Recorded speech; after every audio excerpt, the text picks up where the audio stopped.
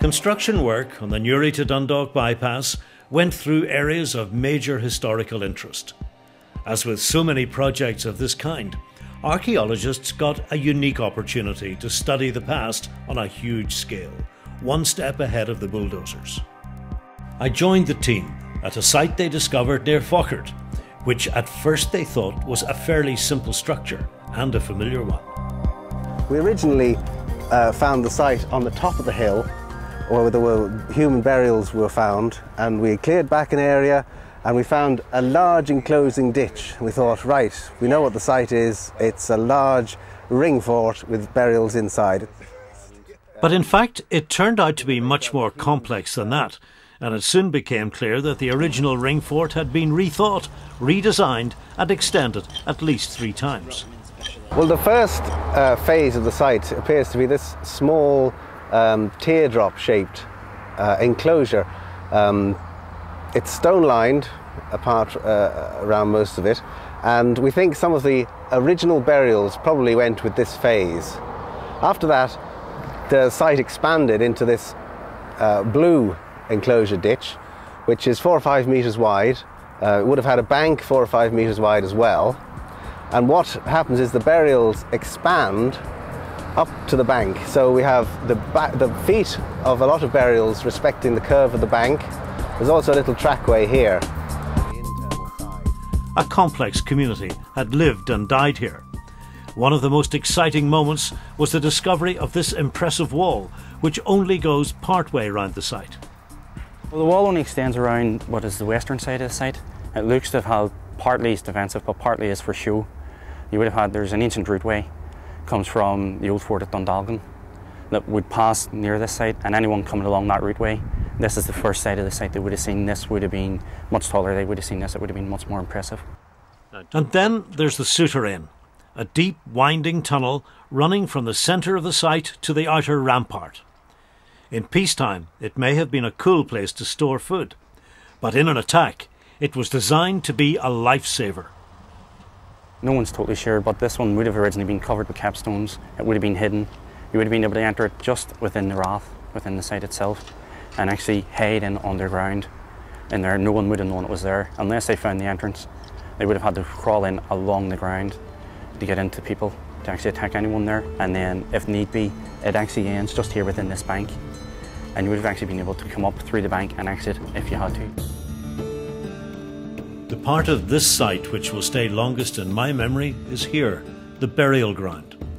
It's clear this was in use through several centuries, and that people of all ages were buried here, some of them in small, beautiful tombs called kists. The original graves were the kist graves, and they were covered over with stones, so they were. And as the cemetery filled up, the graves became less elaborate. Now this site it's been used over a long period of time, and in some areas it's quite complicated, so we have burials, cutting other burials, and in layers, in some cases 5, and in some cases even up to 10 deep. All the human remains found here are treated with respect. The details will be recorded, and the bones will be carefully removed from the site before the road goes through. That delicate touch is particularly obvious here, as Laureen's team start to uncover the skeleton of an adult female and reveal some tiny bones which clearly show that when she died more than 1,000 years ago, she was in the late stage of pregnancy. We've got the finger bones of the female here, some second, third and fourth finger there visible. These are the phalanges, so it's to an unexperienced eye it would be difficult to tell these bones apart, but luckily I'm here and I can tell you that that is a fetal bone, the leg bone. It's different to the finger bones here. So, did this woman die in childbirth? It looks that way. But then, in early medieval times, many women may have been pregnant at the time of death, without it being necessarily the cause of death. From what I've seen so far, the remains are in the birth position, but that doesn't mean to say that she was actually in the process of giving birth at the time. We had the fetal bones in the pelvis. We could see the legs up here and the ribs, and I was hoping that I would get the skull in the birth position, or at least to be able to tell if the female was giving birth at the time of death. I found the mandible here and the base of the skull, so I followed all down between the pubic bones. This is the pubic bone, the birth canal, and I started to reveal the soil, and I found the skull cap here, just emerging from between the pubic bones. So I can say for sure that she was actually given birth at the time of death.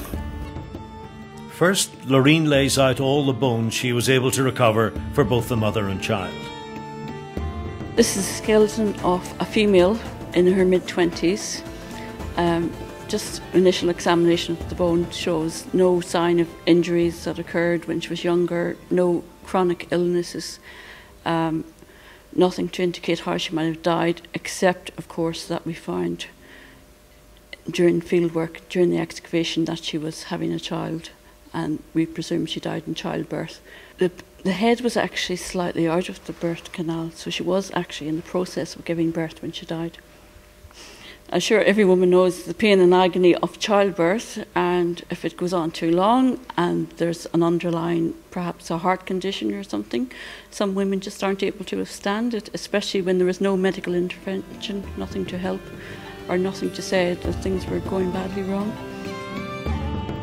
Looking at this tiny skeleton, particularly at the fragile bones of the skull, which are literally paper thin, I find it amazing that they have survived down the centuries, and I'm able to have such close contact with the past and the realities of life at the time.